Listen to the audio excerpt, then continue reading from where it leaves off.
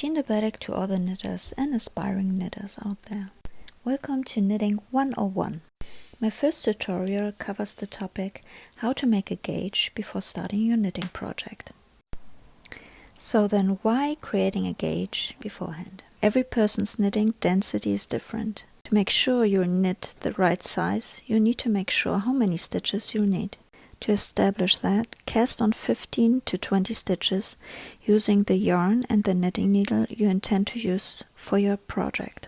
These are the materials used by me in this video. I'll link them down below in case you're interested in purchasing them.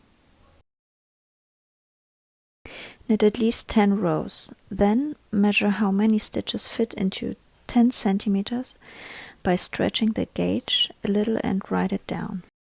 Know how many centimeters you need for your project beforehand. For example, for a head, you need to measure the head circumference, which for an adult is about 55 to 60 centimeters. Once you know how many centimeters you need, write down the following. In my case, this transfers to 10 centimeters equals around 9 stitches.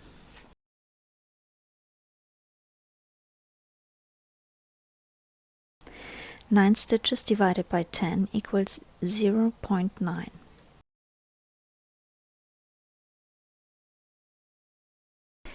I will need 50 centimeters for my upcoming project.